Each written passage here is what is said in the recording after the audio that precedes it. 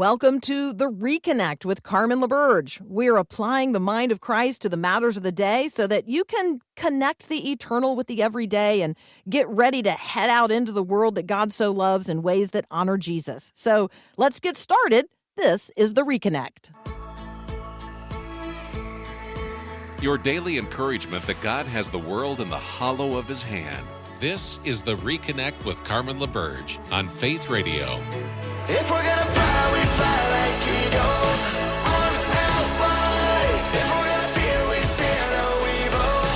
We will rise. By your power we will go. By your spirit we are bold. If we're gonna stand, we stand as giants. If we're gonna walk, we walk as lions. Hello, my friend. Let's be honest. Let's be honest about the cultural moment that we find ourselves living in. Everywhere we look, people are pretty much running on empty. Weary, parched. Where you live today, it might literally be hard to breathe, hard to see. Certainly can't see all the way to the horizon. World's on fire. People are dealing with overwhelming floods. And then we've got this landscape that is cracked by political division, scorched by anxiety, even like dried up for lack of truth. And so if you're feeling a little spiritually dehydrated, I have good news for you. There is water available, living water, in fact. I know you're going to be trying to pour into your family today and into those around you.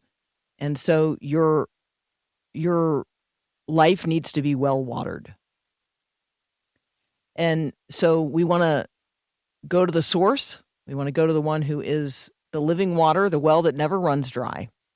So where in the Word are you today? Have you let God speak to you through that which he's already spoken, his living and eternal word? Have you been to the well, the love well?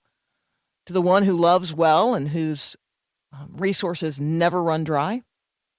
Our Growing Your Faith verse of the day comes from the prophet Isaiah, chapter 58, verse 11. Be careful how you live. Don't live like fools, but like those who are wise. Make the most of every opportunity in these evil days. Don't act thoughtlessly, but understand what the Lord wants you to do. When you think of what God is saying to you and speaking over you and speaking into you, where in the Word are you today? Text line's always open. I'd love to hear from you where in the Word you are today. 877-933-2484. So has there ever been a time when you've said to yourself, wow, I am pretty sure I prepared for Isaiah 58:11, and then I read what's in my notes and I say to myself, that's not that verse. So let me read Isaiah 58:11. Since that's really what I'm prepared to discuss with you today. So Isaiah 58:11, the Lord will guide you always. He will satisfy your needs in a sun-scorched land and will strengthen your frame. You will be like a well-watered garden, like a spring whose waters never fail. Yeah, this is the verse we're talking about today. So Isaiah 58:11, where in the Word are you today? The Lord will guide you always. He will satisfy your needs in a sun-scorched land and will strengthen your frame.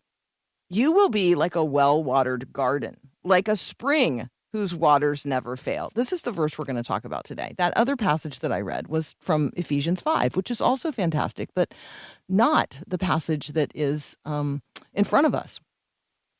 So when we look at the anatomy of this promise, there are three distinct, beautiful guarantees for living as a well-watered garden in the midst of a world that is frankly parched and dry.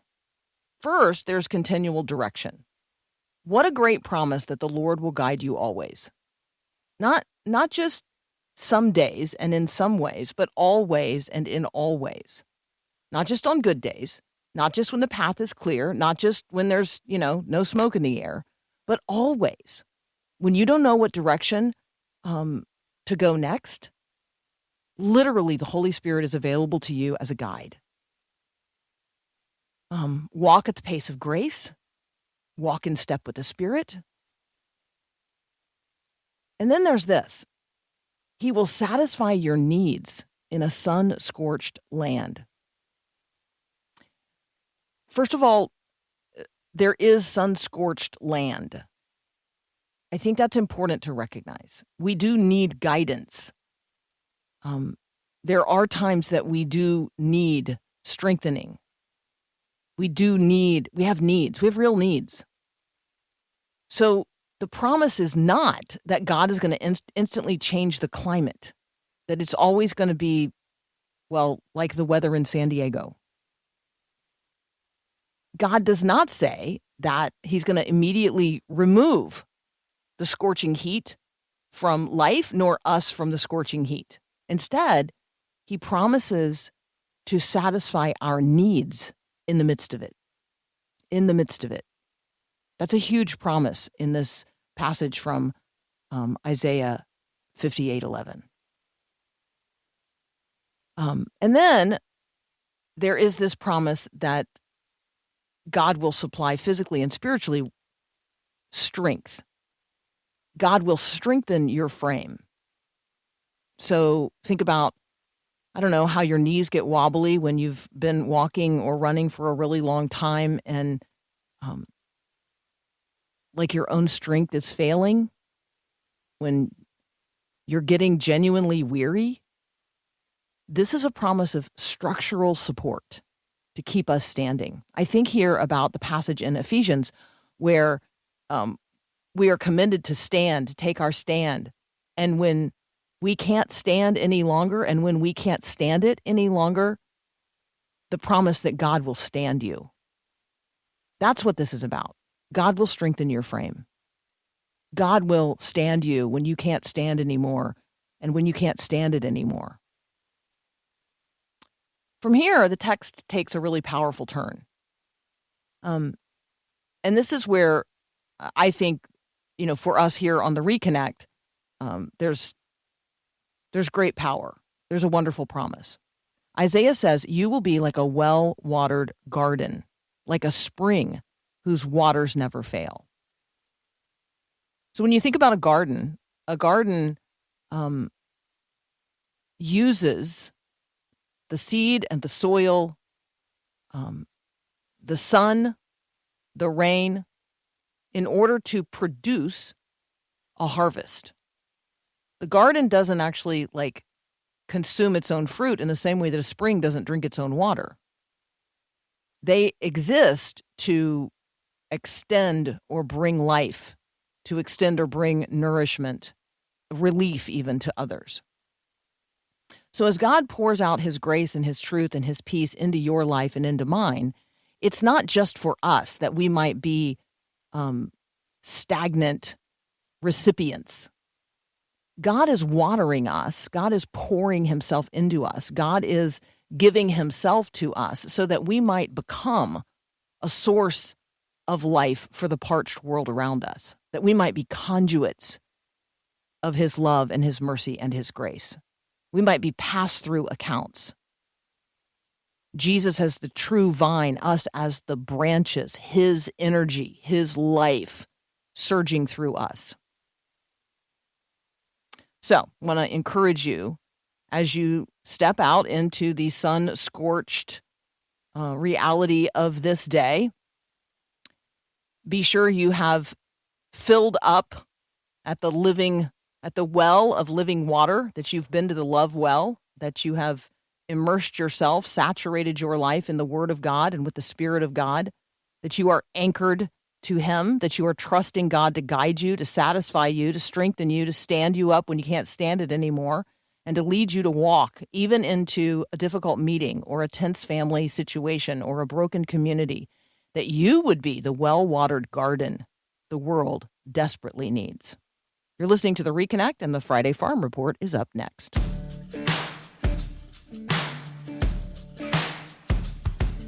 Okay, the text line is open for anybody who wants to giggle with me about the, you knew I was human, but I just demonstrated it in the open by, telling you I was reading one verse of scripture and then instead. Actually, it was my fault. I put the wrong text in our show notes, so, You didn't even have to confess that, Paul. No, I didn't, but I'm not going to have you take the fall for my mistake. That's just not proper. Hello, my friend. I am Carmen LaBerge. You are listening to The Reconnect. It is Friday, which means we're going to do a Friday Farm Report. And I have a story for you today from the farm that it's biblical. It's like literally there are days when something happens in your life or in the life of your family and you're like, that's straight out of the Bible. I mean, that's just straight. I mean, other people would miss it because they're not familiar with the Bible story, but you probably will not miss this. And if you do, I'll tell you the Bible story right after I tell you the Friday Farm Report story. So, sweet Eliana, who is home for summer from college, she'll be a senior this coming fall. So prayers for that. She drives an old Honda Accord, and it has a key that has, a regular key part, but that regular key part is attached to one of those electronic plastic key fob parts. And the regular key part and the key fob part broke apart from one another. Now, these two parts have been separated for some period of time. And she has engineered a variety of ways to keep them together. The latest was, some massive tape. Anyway, she went to her car one morning this week only to discover that the key part and the key fob part had become separated and the key part had been lost. Now, obviously, it's here somewhere on the farm between where she parks her car, which is some distance from the front door of the house. There's a section of gravel, there's a section of grass, there's a section of concrete, there's the steps to the door, and there's whatever distance it is inside the house that she might have carried it. There's a key keeper box right by the front door, but not everybody every time puts their keys in the key keeper box. So who knows really where the key is?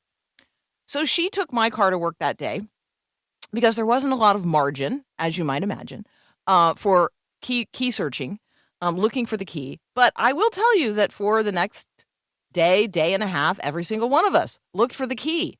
We looked in the grass. We looked on the paved part. We looked in the gravel part. We looked in the car. And then we started searching in the house as well.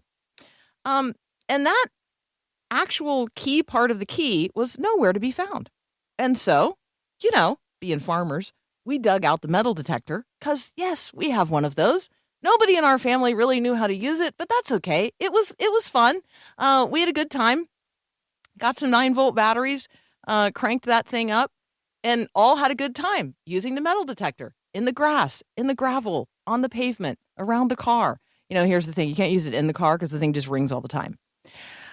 So we had by then made the calls necessary. How would one go about replacing such a thing? What would it cost? And you have to have the car towed to anyway, it's a whole process. So we didn't want to do all of that if we could avoid it. And so praying that what was lost would be found. And during her day off, Eliana applied herself to finding the key part of the broken key. And I was present when the exclamations went up, when the leaping for joy and the public rejoicing for finding the key happened. She's crying and she's like, I'm like the woman who found the lost coin. Which brings us to our Bible verse from Luke chapter 15, where Jesus is telling a series of stories about finding lost things and ultimately finding lost people. Luke 15, verses 8 to 10. Suppose a woman has 10 silver coins and loses one, or a key and loses it. Does she light a lamp? Does she not light a lamp, sweep the house, and search carefully until she finds it? Of course she does. And when she finds it, she calls her friends and her neighbors together and she says, "Rejoice with me. I have found my lost coin," or in this case, my lost key. And in the same way, I tell you, there's rejoicing in the presence of the angels of God over one sinner who repents. So that is my Friday Farm Report. What was lost has been found. The Lord was sought and honored in the finding of the lost key, and then the scriptures were referenced in the celebration of the finding of the lost key. And then it led us to a conversation about that whole series of stories in Luke 15 about God being the one who seeks and saves the lost and celebrates when even one sinner repents. So there you go. That's in part the Friday Farm Report. Let's take a brief break. When we come back, I'm going to talk a little more about coins, because that's a lost coin story from Luke 15. And there's a big new coin story. If you live in the United States of America, the United States Mint is issuing $1 gold coins with the image of President Donald Trump on them. And that brought another teaching of Jesus to mind. That's up next here on The Reconnect. Psst, have you heard the news? Listening just got better with the new and improved Faith Radio app. No more restrictions, no more static, no more missing your favorite shows. Now, listen when you want, where you want, and share with everyone. When you need hope, encouragement, Jesus, it's right there on your phone. Text the word app to 877-933-2484 and follow the link or search Faith Radio Network in your app store.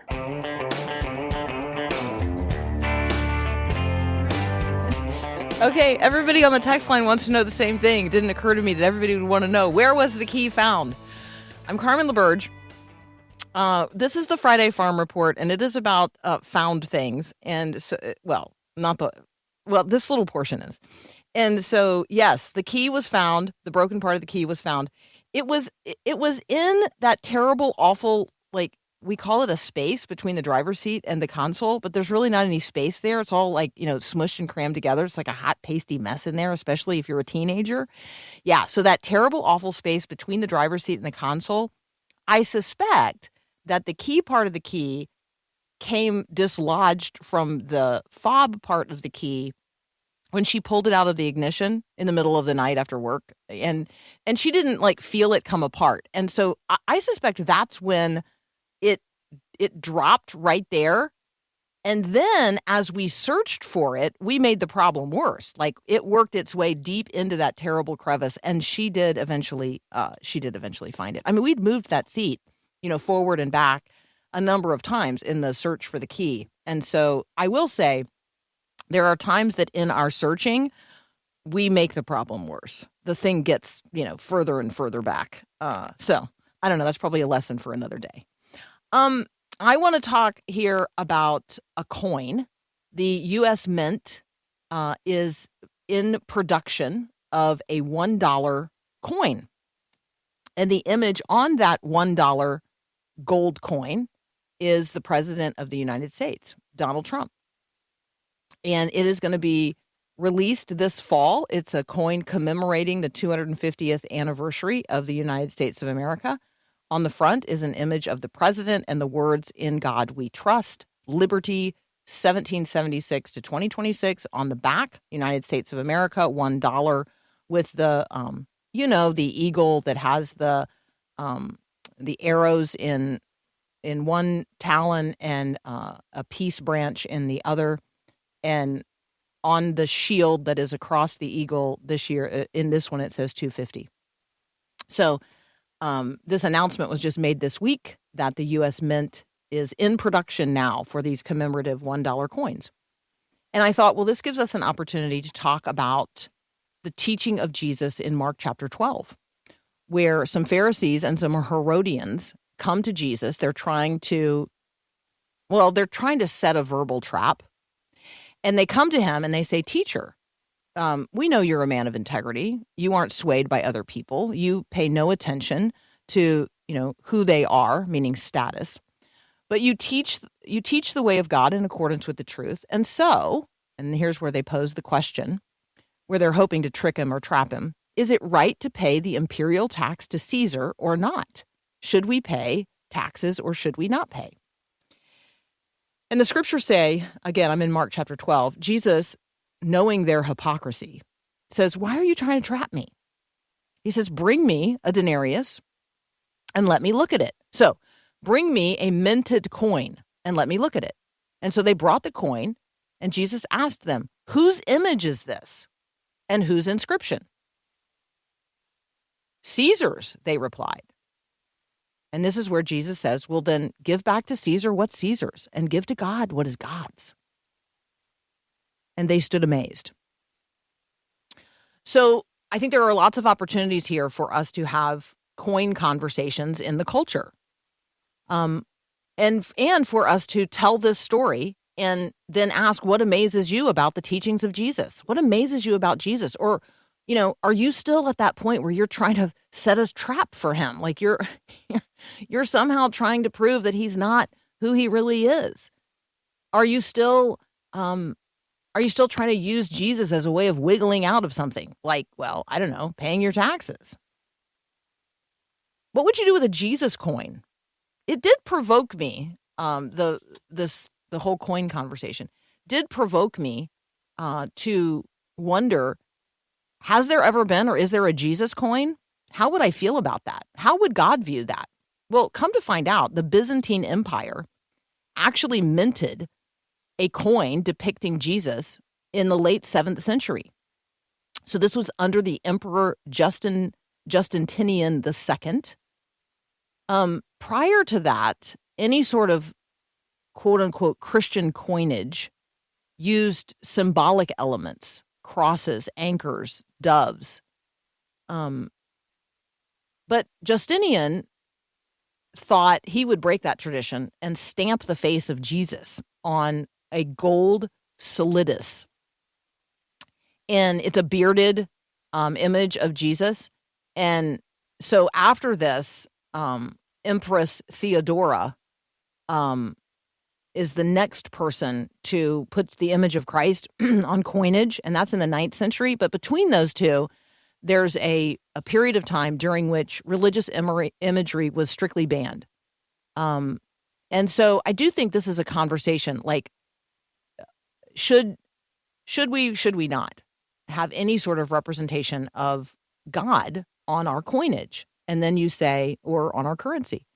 And you say to yourself, it pretty clearly says on all U.S. currency, in God we trust. How does God feel about that?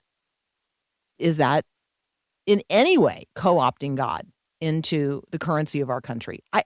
I'm just starting a conversation here, not defending any side. There were anonymous bronze coins, and I guess this is like in the 10th century. So for roughly 130 years, there were these like everyday copper coins that only bore the name, the face of Christ. There were no references on them to any earthly kingdom. And then they just said Christ, the ruler of all. And they were minted for about 130 years. And they said Jesus Christ, King of Kings. There was no mention of a reigning emperor. Think about that for just a moment. They are considered, quote, anonymous bronze coins. And this was, during a period of time, like the mid-900s to 1081 AD, when obviously the kingdom of this world, the reigning kingdom of this world, the Roman Empire, clearly aligned itself with Jesus. We do get some Christ-centered imagery in Western Europe. Venice, so the Italians, had a gold coin that they introduced in 1284. It was used until 1797, so for 500 years. It featured a standing figure of Christ inside an almond-shaped frame. This is a coin that people have in their coin collections. which leads to a whole nother conversation. Are you a coin collector? Will you be adding the Trump dollar coin to your collection? What other coins do you have in your collection? Whose faces are on them? And how is it that we are rendering unto, quote unquote, Caesar what is Caesar's, and unto God what is God's? What does it mean for you and I to render unto God what is God's? Where is his image stamped? Aha! The image of God is imprinted on you. You are the currency of the kingdom. Life, human life is the currency of the kingdom. You're not taking any coins with you to heaven, but you are taking you. And so render unto God what is God's, that upon which his image is stamped. You, yourself, your life. Our friend Daniel DeWitt is going to join us next. We're going to talk about mere Christianity. Now, when you hear mere Christianity, if you are a C.S. Lewis person, then you know that's M-E-R-E.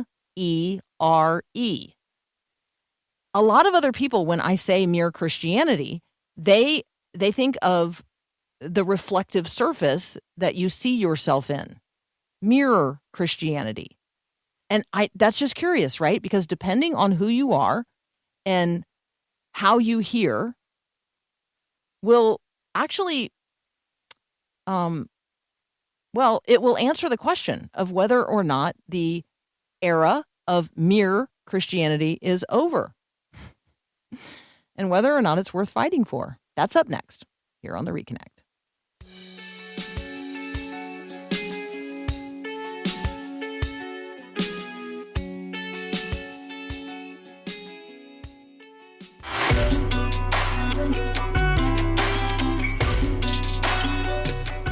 Hey, thanks so much for all of the engagement on the text line today. Text line's open, 877-933-2484. I've got a couple of questions that have come in on the text line this week that we will deal with on Monday when we open up the Monday mailbag. A question from Todd in Minnesota and a question from Gay in Detroit Lakes. So just so that you know, the Monday mailbag is filling up. But if you've got a question you'd like to hear addressed on the Reconnect, always welcome. Those are always welcome. You can text your questions to 877-933-2484. You can send them to me via email, carmen@myfaithradio.com. Our friend Daniel DeWitt is joining us today. You can find what he's writing over at theolatte.com. He serves with an organization called Scholar Leaders International. And we're so grateful, Dan, for your presence here with us today. Well, good to be with you, Carmen. And I have to ask you, as I always do, what's crack-a-lackin'? Yes. So we just discussed what's crack-a-lackin', and that is that something that was lost has been found, and there is much rejoicing at my house. And what was the lost item? Because it was the key, the actual key part of a key that is attached to a fob. The fob and the key became disconnected from one another. And the key part was for a number of days lost, and that created great anxiety. But then it was found, and that resulted in much rejoicing and an opportunity to talk about the woman that found the lost coin. And it was a great Bible experience, really, even though it was very stressful in the meantime. Well, and I love how Jesus picks up on that common experience, that we all know what it's like to lose something valuable, and to illustrate the heart of Jesus, right? That he 100%. Came to seek and save the lost. Yeah, and we can totally understand why you would throw a party. Like, it's, absolutely. Yeah, 100%. Yes. Okay, when I say mere Christianity, you and I hear M-E-R-E. When other people hear the phrase mere Christianity, they actually think we're looking into a reflective surface. And so when you ask the question, or when others ask the question, is mere Christianity dead? We are talking about a reference to a book by C.S. Lewis, M-E-R-E, Mere Christianity. And so where does this conversation emerge from? What does it mean to even be talking about mere Christianity and whether or not it's worth fighting for? Well, I certainly think it's worth fighting for. And you have a couple well-known Christian writers who observed this tendency that in our day, people are, instead of moving towards what C.S. Lewis described as the hallway, and I'll say a bit more about that in a second, they're being driven more back into very specific rooms. And I'm playing off the metaphor Lewis uses in his book, Mere Christianity. That's the result of radio talks that he gave during World War II. And at the end of the war, after the war was over in the early 1950s, those talks were collected and published as Mere Christianity. Lewis talks about the hallway as the gathering point for all Christians of all traditions. And Lewis says this is how we all come into the faith. We don't come into the faith as a Methodist or as a Presbyterian or as a Baptist or an Anglican or a Catholic or whatever. We simply understand the love of Jesus. And there's a lot about the faith that we've yet to think about, that we've yet to explore. And Lewis says that hallway is where we all come in, and we should all have a certain affection for the hallway. And so Glenn Scribner, for example, who's a Christian apologist, argues that the affection for the hallway has kind of shifted towards the rooms. C.S. Lewis wouldn't really fully object to this. Lewis said that at some point you can't stay in the hallway forever. The hallway is not intended to be a bedroom. At some point you have to choose a room. And Lewis argues that it's in the rooms, what Lewis said are the Christian denominations, where one experiences a meal and there's a fire in the fireplace and there's laughter. But what Lewis was able to do is to give us an imagination that included Christians working together in the hallway. And what some have observed is that in our day, there's a greater sense of tribalism and there's a greater sense of going back into the rooms. And we've lost something that I think was meaningful and valuable, which is Christians working together in our shared identity, what we might call as historical orthodoxy, that Christians can unite around things like the Apostles' Creed or the Nicene Creed, even if we differ on things like how you do communion, the nature of baptism, or any number of other issues. So, first of all, I think this is a conversation that people are having, whether they recognize it this way or not. Because invariably, people will ask, well, where do you go to church? Like they're trying to figure out what room you're in, what variety. Like it before we could get deep into a conversation. Like I'm gonna hesitate because I'm gonna evaluate kind of quote what kind of Christian you are, and I'm gonna speak to you differently if you are one variety of Christian or another. So I do this. I mean, I know what they're talking about here. I am sensitive because, you know, I have a Metho-Baptirian background, right? I've been in a lot of the rooms. And you just coined a new term. Did you say Metho-Baptist? Metho-Baptirian. Methodist, okay. Baptist, Presbyterian. I've been all those. That's nice. Yes. So when people ask what kind of Christian are you? I'm like, well, I'm just a basic Christian. I happen to right now worship in this variety of church, and we are in this particular church for this particular reason. And Dan, I submit to whatever the, weird, quirky requirements of a local church are if I feel called to be a part of it. Like I mean, when I'm in the room with those people. And yet I'm not going to defend any of their wacky denominational stuff. I'm not. So I'm a bit of a mutt Christian. I'm a hallway Christian for sure. I mean, like I love the hallway. I love the people in the hallway. I totally recognize the need and necessity, to be in a local church, which is going to express itself in one of those rooms.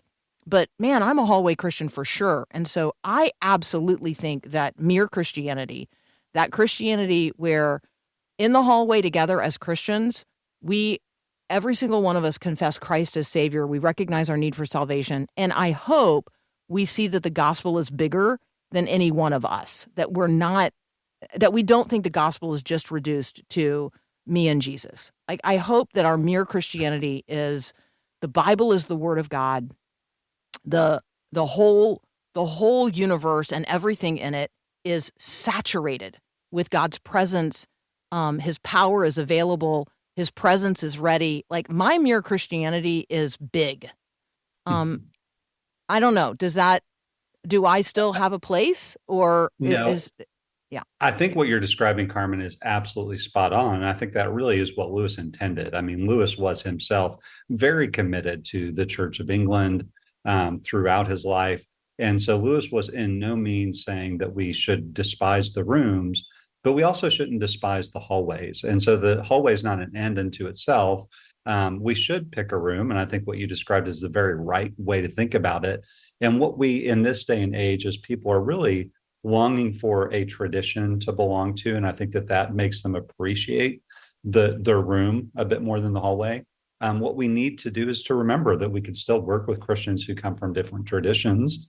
And I think there's a apologetic point here that's worth noting. And that is Christians have a superficial disharmony. If you drive down any street, particularly in the South, you're going to see a lot of different denominational churches, often side by side. So superficially, there's a lot of things we can't agree on, but we have a very, very deep, it's a deep well of harmony that's found in the historic creeds. So I think loving both the hallway and the room are very important. I think the attitude you described is spot on with what Lewis was aiming for in Mere Christianity.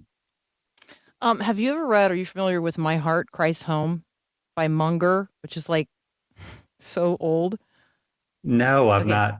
Yeah. Okay, it'll fit in your pocket. Like it's literally one of those tiny little small books. Mm.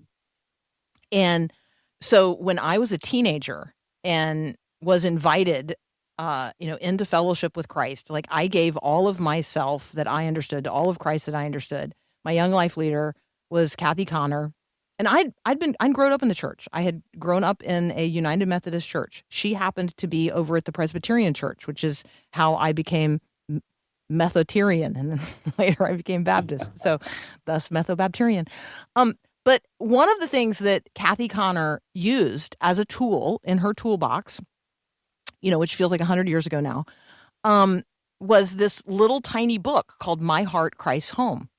And it talks about your life like a house. And so, Jesus, you're going to let him in, but are you only letting him in like to the entry? Or are you letting him into the study? Are you letting him into the bedroom? When are you letting him in the living room? When are you letting him in the kitchen? When are you letting him in the closet that you don't open for anybody?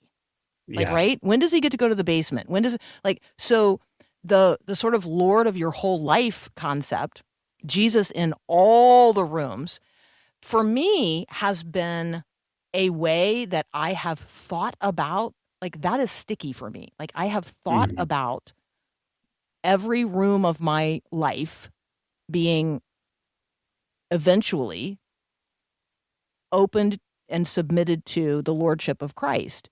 And so I think for me, when I think about the hallway, when I think about the various rooms, I am also thinking about my heart, Christ's home. Like for me, what Lewis talks about in Mere Christianity and what Munger talks about in My Heart, Christ's Home, like all of that is in there together for me. Well, I love that image. And Jesus is calling us to certainly love our tradition, our room, to love all the Christians in the hallway. And the goal is to get other people into the house. And so I love this picture of the life that's fully lived before the presence of God for the purpose of serving the world. What a beautiful thing. That is so good. Okay, when we come back, I would love to talk with you about something you have posted over at theolatte.com, and it is reaching the global village. Could we take that topic up in just a moment? Yes, that'd be great. All right, I want you to imagine for a moment that the whole world is reduced to a village of 100 people. What would that village look like, and how might you, as Christ's ambassador, reach it? That's up next here on The Reconnect. Just take the first step. Just take the first step.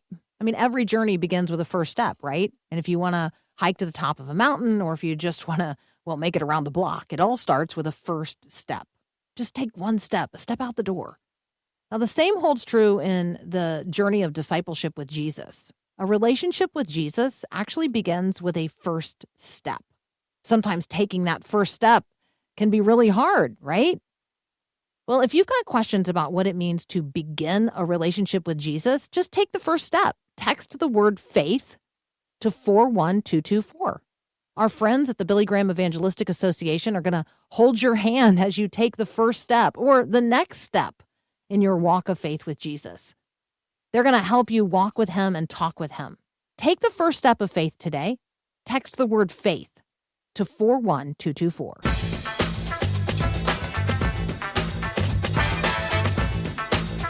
All right, I want you to imagine for a moment that the whole world were reduced down to a village of 100 people. What would it look like, and how might you reach it? That's the lead in Reaching the Global Village, a post over at theolatte.com. Daniel DeWitt is here with us to unpack it. All right, walk us into the world reduced to a village of 100 people. Well, I recently had a friend post something along these lines, and it made me kind of explore the concept because I found it to be really helpful. When you talk about really big numbers, it could be hard to wrap our mind around it. But if you could reduce the human population down to a single village of 100 people, then that seems to be something a little easier to understand. I discovered that this goes back to an environmental scientist who in 1990 first framed this thought experiment by asking the question, who does live in the global village? And so she actually reduced it to a village of 1,000. And since then, a lot of people have played around with that concept. And what I did is to shrink it down to 100. So the entire human population is reduced to 100 people while keeping all of the, ethnic, socioeconomic differences to scale. So this is a village of 100 that represents the human population. What will we find in the global village? Well, first of all, most of your neighbors are Asian. 59 of the citizens of the global village are from Asia. Just think about that for a moment. The next thing you would see is that 18 of them are from Africa. 10 have come from across Europe. 8 of the 100 are from Latin America, the Caribbean, and Oceania. Well, how many would be from the United States and Canada out of the 100? 5. Just 5 of the members of the global community are from what we might think of when we think of the Western world. 5 out of 100. Now, another thing when it comes to religion, Christianity would be the largest religion, but maybe not in the way you would expect. Most Christians in this village aren't from North America. Again, that's only 5 people. They're from where most people are from, Asia, Africa, and Latin America. So in the global village, out of the 100 citizens, 31 of them are Christians, 25 are Muslims, 15 are Hindu, and 7 are Buddhist. There are 6 who practice folk or traditional religions, and 16 who describe themselves as unaffiliated or secular. So most of them are explicitly religious. Most of your neighbors are struggling financially. 70 of the 100 live on less than $12 a day. 9 of the 100 citizens of the global village survive on less than $2.15 a day. Another 29 are considered low income. 32 are lower middle class. 10 people effectively. 10 people of the 100. Think about this. 10 of the citizens in the global community control 85% of the village's wealth. And so when I set all this up as a backdrop to say, what's the most effective way to reach the 95 people in the global village who aren't from the US and Canada? And of course, I frame it that way because our audience we're talking to are largely from the US and Canada, at least on the live stream. I know, there's a global audience that downloads it offline. How are we going to reach them? And primarily Christians have thought about that in terms of my experience, Carmen, has been, let's send some of these 5 people to reach the 95, learn their language and learn their culture. But when you look at actually the majority of Christians live outside of the West. And so I get to have the glorious opportunity to work for an organization that's just really passionate about equipping the leaders in the majority world to reach their neighbors in the countries that they love and have spent their lives and where they will be buried when they die. So we focus on removing obstacles and providing resources for those Christians to become all that God has called them to be and become. So I think the Reaching the Global Village is going to look a lot more like equipping leaders who already know the culture and the neighbors that they're trying to reach. That was a mouthful. Well, it does get me provoked to think about my own community, right? And and how I might use AI to ask this kind of question. Like, if I could reduce Nashville down to 100 people, what would it look like? And what would the religious composition be? And if I'm an evangelical Christian, how might I reach them? But you could do the same thing for, let's say, Minnesota.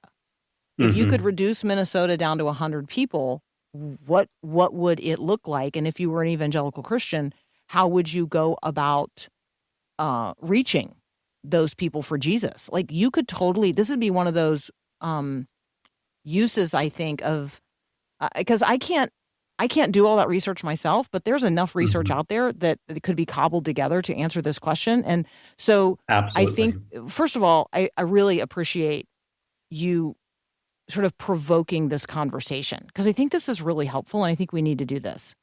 So if you're listening right now, why don't you do this as an exercise with some group of people at church? Consider reaching the global village. Use what Dan DeWitt has posted at theolatte.com. We'll send you the link on the text line, 877-933-2484.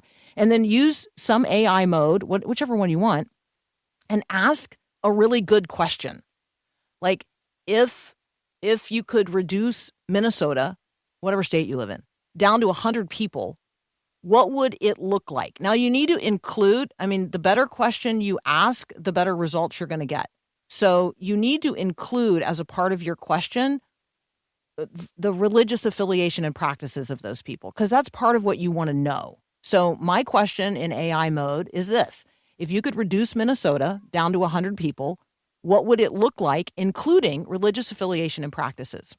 And I got pages of response. I just want to read part of it to you. If Minnesota were scaled down to a village of exactly 100 people, 63 would identify as Christians. Wow. 16 of them would be Lutheran. 18 would be Catholic. 29 of your 100 villagers would have no religious affiliation. And yet 83 would express a belief in God. So I just think that when we now, and then it's going to go into deeper demographics in terms of not just the beliefs and practices, but sort of the kinds of people, the diversities that we maybe think about in the culture today. But I think that exercise is a good one and would get us talking in my local church about how to reach our neighbors, because we would actually begin to see our neighbors. Yeah, I think that tools like this are really a helpful thought experiment to just put things in perspective. And I think when we understand our place in the global village, or even if we were to reduce our state down to 100 people, that this perspective should instill humility and gratitude. And even for me, I think about excitement when I look at the global village, about all that God's doing among our sisters and brothers outside of the United States and Canada. And so if people want to check out the post, that would be great. I included a PDF of the research and also the sources that I drew the research from. So great. All right, friends, we'll send you that direct link on the text line. We want you to read it. We want you to use it as inspiration and encouragement in your own community and in your own expression of faith and your partnership with global Christians as well, reaching the global village. We'll send it to you on the text line, 877-933-2484. We've got another hour of The Reconnect up next. Thanks for listening to The Reconnect with Carmen LaBerge. Let us know how we can help you more fully reconnect the eternal with the everyday. We want to walk with you throughout your journey of discipleship, so let's connect. You can text us at 877-933-2484 or connect with us online at myfaithradio.com and on all our social media. I look forward to connecting with you as we each seek to reconnect the eternal with the everyday.